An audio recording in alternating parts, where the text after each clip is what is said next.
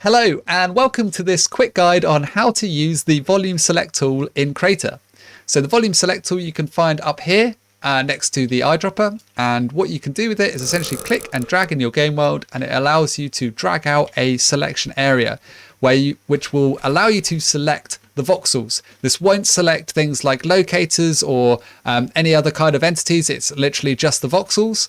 But what you can do with it is to essentially adjust and change and tweak your level on the fly. So let's say I've dragged out this area here. I can now use these handles to adjust the size of the selection area. So I want to make sure that I've selected some voxels. Any voxels that are selected turn pink. And any air or space in this volume select where there aren't any voxels selected is blue. So notice the difference between the blue and the pink areas there. Once I'm happy with my selection, and I can also adjust the size using these numbers here and move around the selection using the move tool like that. And once I'm happy with it, I can click one of the commands. So the first one is extract, and that will essentially take those voxels and put it into its own voxel mesh. So it's now a separate voxel mesh that's been automatically added to my game world. And notice that the area that I selected has been cut out. It's almost like you've cut that shape out of your original voxel mesh and turned it into its own voxel mesh with all the capabilities of voxel meshes. You can also, with the volume select, you can also do something like, let's say I select these voxels here and adjust my voxel selection to select these here. You can also just move the voxels. So by clicking the move command, I now have the voxels that I've selected. My selection wasn't great, but this is just the voxels I've selected, and I can move those around. Notice that it's still within the same voxel mesh.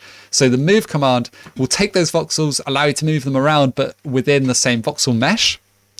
When you're happy with it, you can either click apply, or if you don't want to do that, you can click escape, and it will delete those voxels.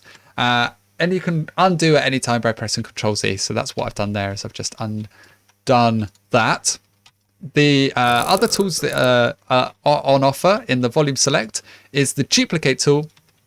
So let's select some voxels here, click duplicate, and essentially it's within the same voxel mesh. It's created an exact replica of those voxels. And so with this, you can create repeating patterns. So let's duplicate that again.